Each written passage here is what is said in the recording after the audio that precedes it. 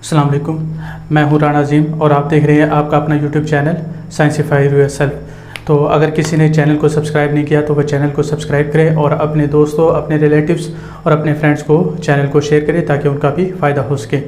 तो आज जो हमने टॉपिक डिस्कस करना है वो है हमने टाइप्स देखनी है आयरन की मतलब डिफरेंट कंपोजिशन की बेस पर, उसके अंदर डिफरेंट इम्प्योरिटीज़ जो होती है उसकी बेस पर हम क्या करेंगे, उसको टाइप्स के अंदर क्लासिफाई करेंगे।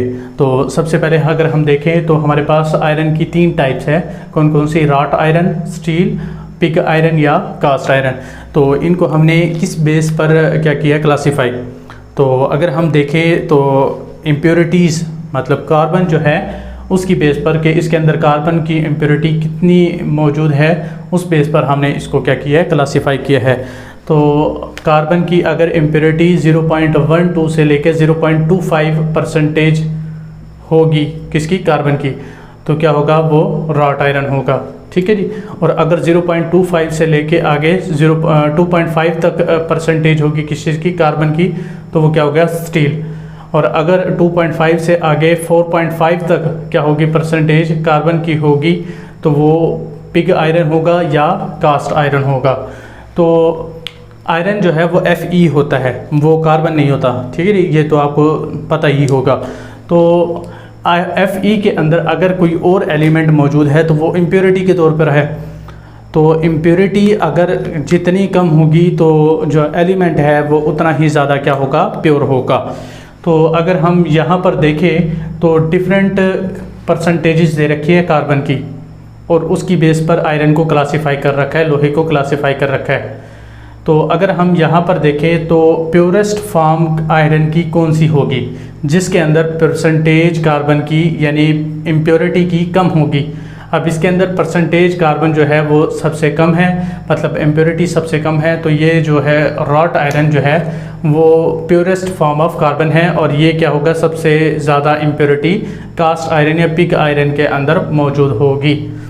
तो आगे जो हमने टॉपिक डिस्कस करना है वो रॉट आयरन और उसका मैन्युफैक्चर देखना है, मैन्युफैक्चरिंग प्रोसेस देखना है कि रॉट आयरन को हम कैसे प्रिपेयर कर सकते हैं।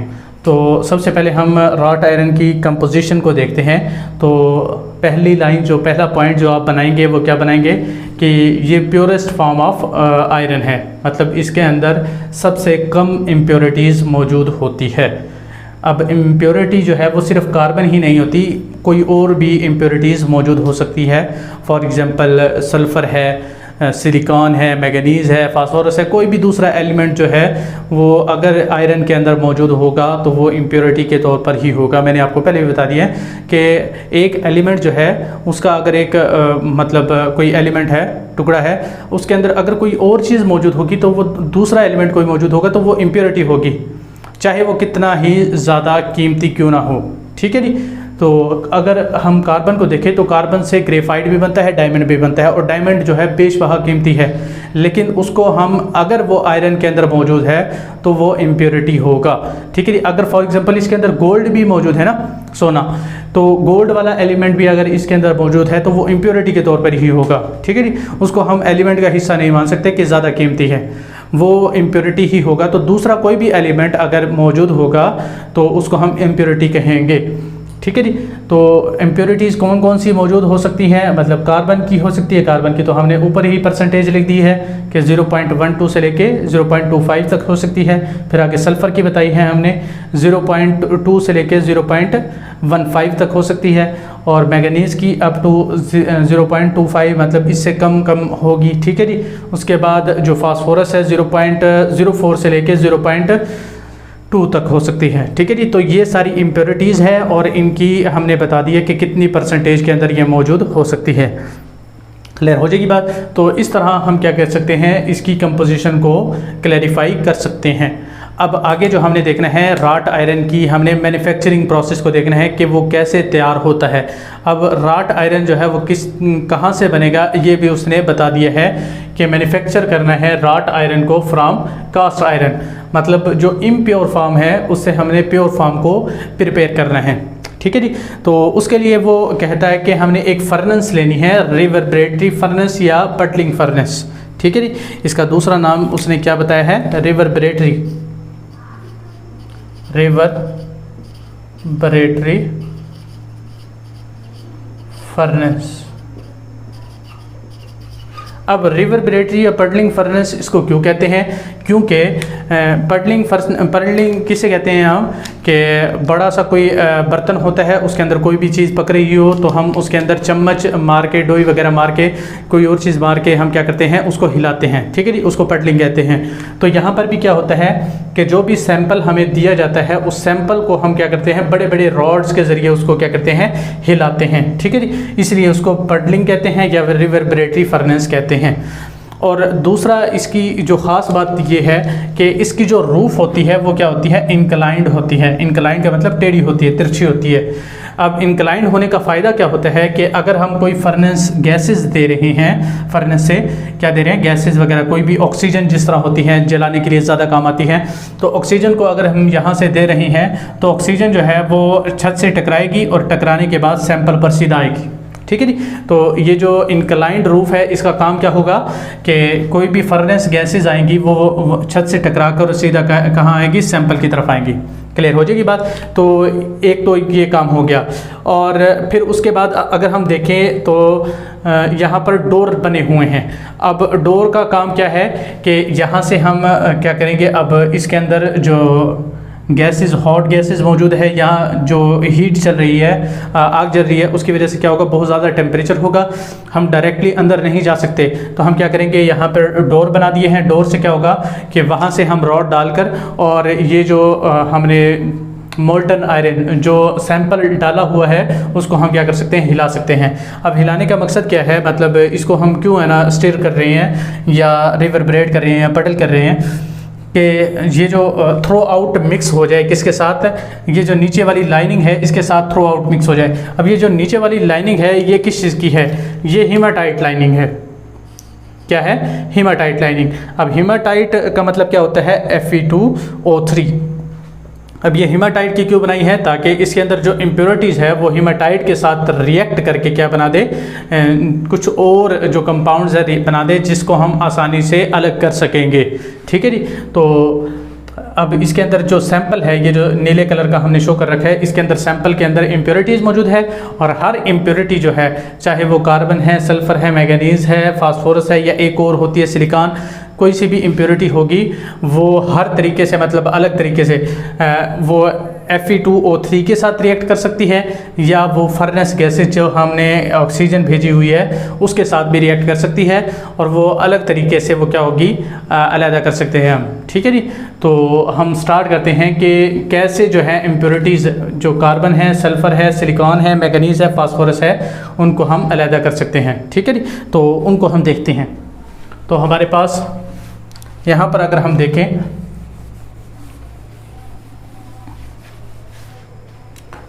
तो हमारे पास सबसे पहले जो कार्बन की इम्प्योरिटी है। अब कार्बन की इम्प्योरिटी और सल्फ़र की इम्प्योरिटी, कार्बन और सल्फ़र, ये दो जो इम्प्योरिटीज़ होती हैं, इनसे जो बनेगी वो CO और SO2 बनेगा, ठीक है जी। अब ये CO और SO2 ये वोलेटाइल गैसेस हैं। वोलेटाइल गैसेस का मतलब ये आसानी से बाहर निकल सकती हैं, ठीक है जी। तो ये आसानी से चिमनी के ज़रिए बाहर निकल जाएंगी। अब ये रिएक्ट कैसे करेंगी, Fe2O3 हीमाटाइट लाइनिंग के साथ रिएक्ट करेंगी, 3C3S, और यहाँ पर क्या बनेगा, 3CO बन जाएगा, ठीक है जी, 3CO बन जाएगा। और प्लस क्या बनेगा हमारे पास, ये CO मैंने लिखी दी है तो पहले 3CO बन जाएगा, और साथ में क्या बन जाएगा, 2Fe बन जाएगा, ठीक है जी। अब यहाँ पर जो है वो SO2 बन गया है। SO2 कैसे बनाएंगे, हम 3 कर देंगे क्योंकि 3 यहाँ पर लिया हुआ है, तो 3SO2 बन गया है। यहाँ पर ऑक्सीजन जो है 6 हो गए, यहाँ पर 3 है, तो यहाँ पर हम 2 लगा देते हैं, तो 3 दूनी 6, तो 2 3 6 हो गया है। और यहाँ पर अगर हम Fe देखें तो फिर कितने बन गए हैं, Fe4 बन गए हैं। क्लियर हो जाएगी बात। तो ये जो वोलेटाइल गैसेस है ये ऐसे बन जाएंगी, और इनको हम क्या करेंगे, चिमनी के ज़रिए बाहर निकाल देंगे। क्लियर हो जाएगी बात।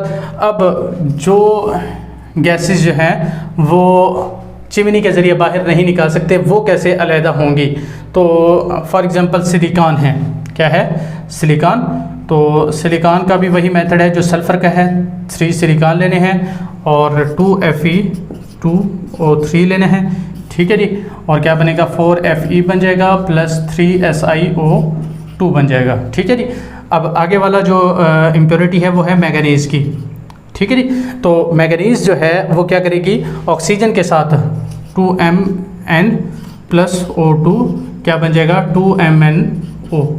अब यहाँ पर जो है इम्प्योरिटी जो बनी है वो कौन सी बनी है, 2MnO बन गई है, ठीक है जी। अब ये जो 2MnO है और ये SiO2 है जो है वो आपस में क्या करेगी, रिएक्ट करेगी। MnO manganese oxide plus silicon dioxide, ये जो है आपस में रिएक्ट करेंगे और एक स्लैग बना देंगे। स्लैग जो है वो नीचे बैठ जाता है, ठीक है जी। तो क्या बन जाएगा, MnSiO2, ठीक है जी। क्लियर हो जाएगी बात। तो इस तरह का ये एक क्या बना देंगे, स्लैग। अब ये स्लैग जो है ये नीचे बैठ जाएगा, जिसको हम अलहदा बाद में आसानी से कर सकते हैं, ठीक है जी। अब ये होगी ये हमारे पास कितनी इम्प्योरिटीज़, 1 2 3 और 4। लास्ट वाली जो इम्प्योरिटी बच गई है फास्फोरस की बच गई है। फास्फोरस वाली को हम यहाँ पर लिख लेते हैं। अब फास्फोरस वाली जो इम्प्योरिटी थी वो क्या थी, phosphorus 4p plus O2 phosphorus pentoxide बन जाएगा, ठीक है जी। अब फास्फोरस पेंटाऑक्साइड जो है P2O4 प्लस Fe2O3 और ये 2FePO4, ये जो है ये क्या बन जाएगा, स्लैग बन जाएगा। क्लियर हो जाएगी बात। तो यहाँ पर ये भी स्लैग बन गया है और ये भी स्लैग बन गया है, जिसको हम क्या कर लेंगे, आसानी से बाद में रिमूव कर सकते हैं। और जो कार्बन और सल्फ़र वाली है वो वैसे ही क्या है, वोलेटाइल गैसेस हैं और उनको हमने क्या कर लिया है, बाद में ऐसे ही निकाल लिए हैं, ठीक है जी। तो जैसे ही ये स्लैग वगैरह बनेगा इनको हम निकाल लेंगे, इम्प्योरिटीज़ को निकाल लेंगे। तो जब इम्प्योरिटीज़ निकल जाएंगी तो जो सल्फ़र है, आयरन जो है, अगर उसके अंदर से इम्प्योरिटीज़ वगैरह निकल जाएगी तो उसका जो बॉइलिंग पॉइंट है वो क्या हो जाएगा, थोड़ा सा हाई हो जाएगा, जिसकी वजह से क्या होगा कि ये सेमी सॉलिड मास बन जाएगा। जब सेमी सॉलिड मास बनेगा तो हम उसको क्या करेंगे, अलग कर लेंगे। अब वो सेमी सॉलिड ही मास रहेगा, जो हॉट मास है उसको हम क्या करेंगे, स्क्वीज़ कर लेंगे डिफरेंट शेप्स के अंदर, ठीक है जी। अपनी मर्ज़ी की शेप्स के अंदर उसको बॉल्स के अंदर या किसी और चीज़ के अंदर हम क्या कर लेंगे, तैयार कर लेंगे। और वो जो तैयार होगा उसको हम क्या कहेंगे, राट आयरन कहेंगे। क्लियर हो जाएगी बात। तो आगे जो हमने टॉपिक डिस्कस करना है वो स्टील को मैन्युफैक्चर करना हम सीखेंगे कि स्टील को कैसे मैन्युफैक्चर कर सकते हैं, उसका प्रोसेस क्या होगा, उसका स्ट्रक्चर क्या होगा और उसके अंदर इम्प्योरिटीज़ कौन कौन सी होती हैं और उनको हम कैसे अलहदा कर सकते हैं, ठीक है जी। तो हम उनको डिस्कस करेंगे। तब तक के लिए अल्लाह हाफिज़।